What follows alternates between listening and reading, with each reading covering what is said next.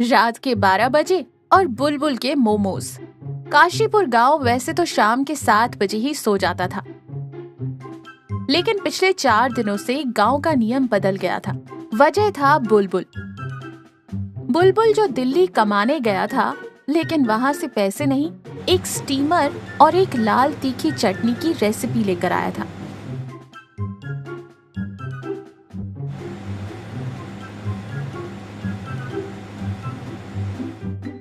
गांव के पुराने बरगद के पेड़ के नीचे, जहां दिन में पंचायत लगती थी, वहां अब रात के 11 बजे बुलबुल का मिडनाइट मोमोज कॉर्नर सजता था। रात के 11:30 बजे थे। लालटेन की रोशनी में बुलबुल के ठेले से भाप निकल रही थी।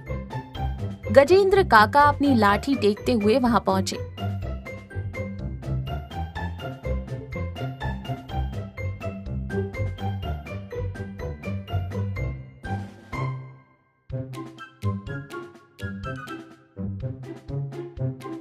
उनके पीछे डॉली चाची भी थी। अरे ओ बुलबुल, ये धुआं काहे कर रखा है रे इतनी रात गए? और ये डिब्बे में क्या उबाल रहा है? कपड़े धो रहा है क्या? अरे नहीं काका, ये मोमोज है, शहर की डिश है, बड़ी डिमांड है वहाँ। मोमोज? ये कैसा नाम हुआ? और ये सफेद सफेद क्या है? सच बता, तू आटा गीला करके उसकी लोई तो नहीं खिला रहा है हमें? गैस खत्म हो गई क्या, जो पकाया नहीं? ओहो चाची, इसे भाप में पकाते हैं, तेल नहीं लगता इसमें, बहुत पौष्टिक है। एक बार खाओगी तो समोसा भूल जाओगी। देख रही हो डॉली, अब हम बुढ़ाऊ लोगों को ये उबला हुआ आटा खाना पड़ेगा। अरे इसमें आलू तो है नहीं, तो स्वाद कहाँ से आएगा? काका, इसके अंदर सब्जी है और जादू इस चटनी में है। एक प्लेट लगाऊं?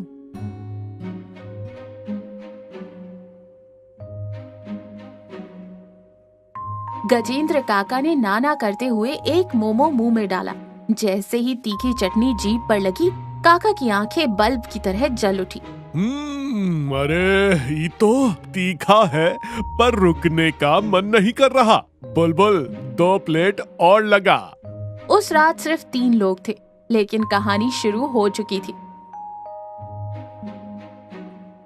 तीसरे दिन तक खबर पूरे काशीपुर में फैल गई। रात के 12 बजते ही गांव के युवा और कुछ बुजुर्ग भी चोरी छिपे बरगद के पेड़ के पास जमा होने लगे। एक छोटी सी दावत जैसा माहौल बन गया। लोग घर से रोटियां खाकर आते, लेकिन मोमो का स्वाद चखने के लिए पेट में जगह बना ही लेते। तभी डॉली चाची, जो अब तक 2 प्लेट खा चुकी थी, ने एक नई थ्योरी पेश की। सुनो, तुम लोगों को पता है बुलबुल दुकान इतनी रात में क्यों खोलता है? भीड़ में सन्नाटा छा गया। एक लड़के ने पूछा, क्यों चाची? मैंने सुना है ये जो सफेद मोमोज हैं, ये भूतों को बहुत पसंद है।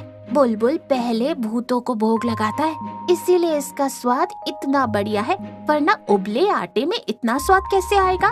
धत पगली, कुछ भी बोलती है।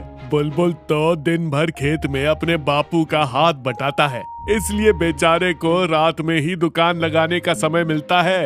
नहीं काका, मैंने कल रात देखा था, जब हम सब चले गए थे तो अंधेरे में एक भारी भरकम परछाई आई थी, बहुत बड़ी परछाई। उसने बुलबुल से कुछ मांगा और बुलबुल ने चुपके से उसे एक थैला दिया। जरूर कोई प्रेत आत्मा थी। लोगों के हाथ से मोमोज छूट गए। डर का माहौल बन गया, लेकिन चटनी का स्वाद इतना बढ़िया था कि लोग डरे हुए भी खा रहे थे। 5वें दिन की रात बड़ी डरावनी थी। आज भीड़ थोड़ी कम थी, क्योंकि डॉली चाची की भूत वाली कहानी ने सबको डरा दिया था। सिर्फ बुलबुल, गजेंद्र काका और डॉली चाची ही वहाँ थे। तभी झाड़ियों के पीछे से सरसराहट हुई। काका, आपको कुछ सुनाई दिया? चुप रह, बिल्ली होगी। तभी एक भारी आवाज आई, जैसे बादलों की गड़गड़ाहट। बुलबुल, मेरा माल तैयार है। डॉली चाची ने अपनी साड़ी का पल्लू कस के पकड़ लिया। हे भगवान, आ गया वो राक्षस, मैंने कहा था ना। बुलबुल के चेहरे पर पसीना आ गया।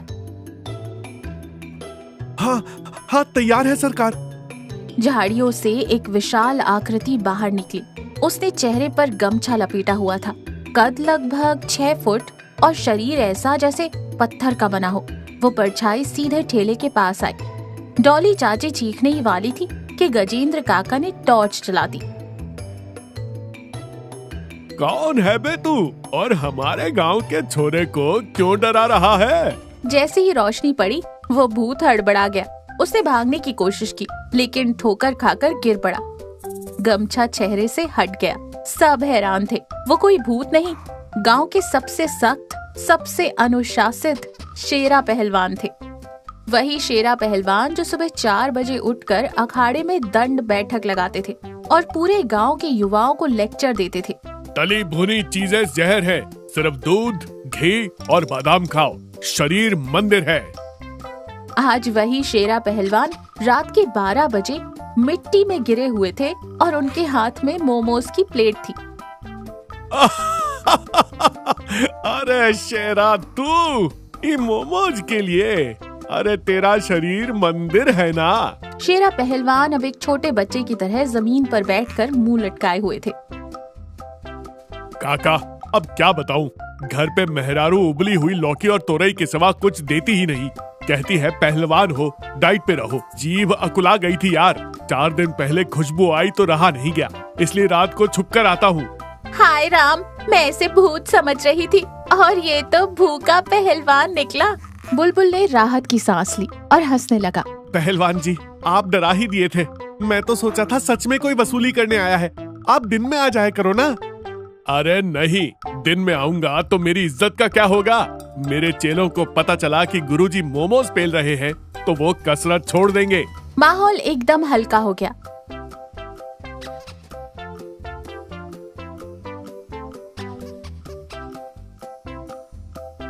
बुलबुल ने शेरा पहलवान को गर्मा गर्म मोमोज दिए। गजेंद्र काका, डॉली चाची और शेरा पहलवान तीनों बरगद के नीचे बैठकर खाने लगे। बुलबुल ने उन तीनों को देखकर मुस्कुराया।